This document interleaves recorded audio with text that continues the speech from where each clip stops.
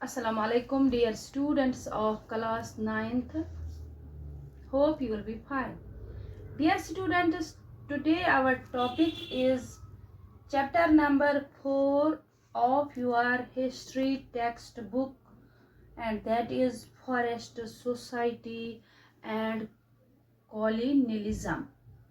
Dear students, सबसे पहले इस पर्टिकुलर चैप्टर में हम जानेंगे फॉरेस्ट सोसाइटी क्या होती है एंड कॉलोनियलिज्म क्या होती है। सबसे पहले हमें यही समझना है। Dear students, first of all we will learn what is forest society. Forest society क्या होती है?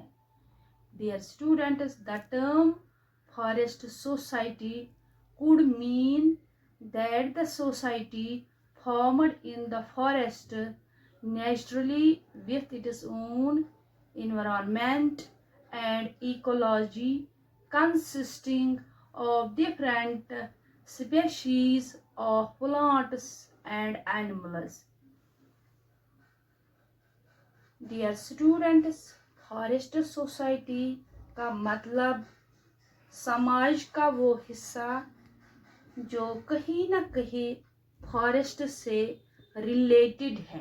यानी फॉरेस्ट सोसाइटी समाज का वो हिस्सा है जो रिलेटेड है फॉरेस्ट से, जंगलों से, या फॉरेस्ट से मुंसलिक है। फॉरेस्ट सोसाइटी वही होती है जो फॉरेस्ट में रहती है और वो वहां पर ही फॉरेस्ट से ही वो मुंसलिक होते हैं, और जिनका लाइफ फॉर्म भी फॉरेस्ट के ऊपर डिपेंडेंट है।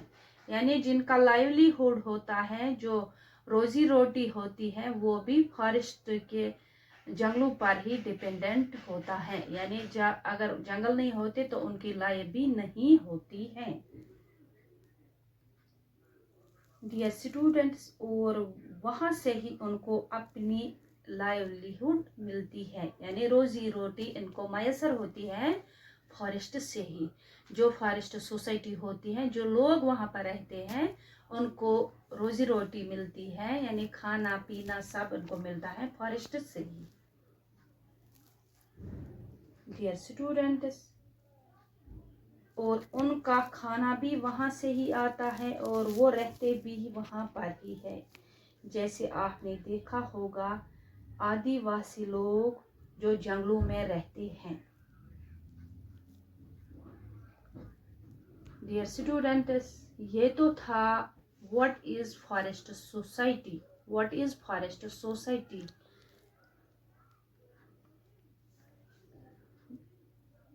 इसके बाद इसी का हिस्सा जो हमारा टॉपिक है फॉरेस्ट सोसाइटी एंड कॉलोनियलिज्म, इसका हम अब देखेंगे। फॉरेस्ट सोसाइटी तो मैंने आपको समझाया, अब हमें देखना है कॉलोनियलिज्म क्या होता है, क्या होती है।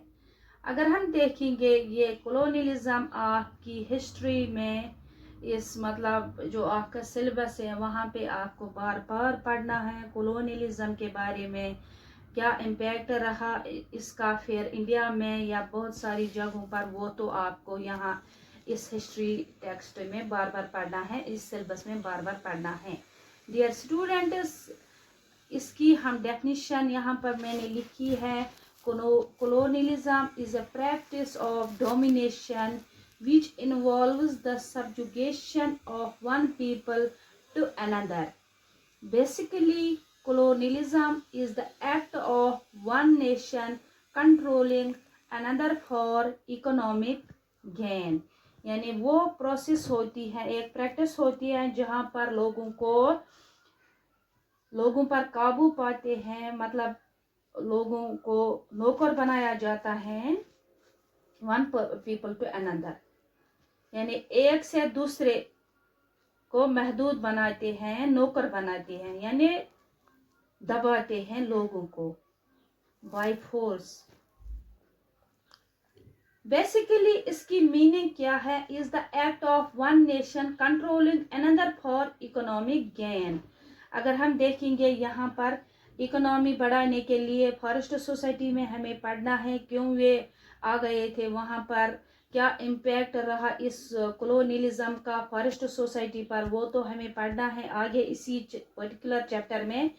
तो ये एक्ट होता है controlling nation for economic gain, economy बढ़ाने के लिए ये नेशन को कंट्रोल करती है, दबाती है नेशन को ताकि ये अपनी इकोनॉमी बढ़ा सके।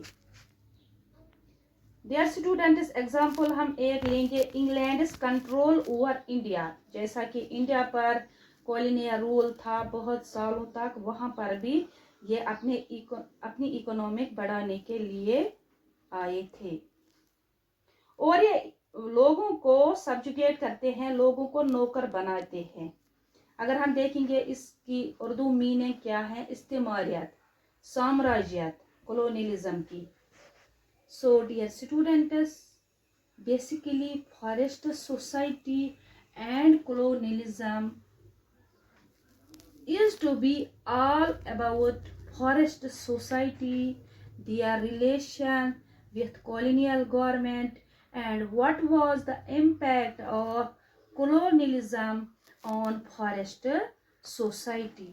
Dear students, it is all for today. Thank you very much.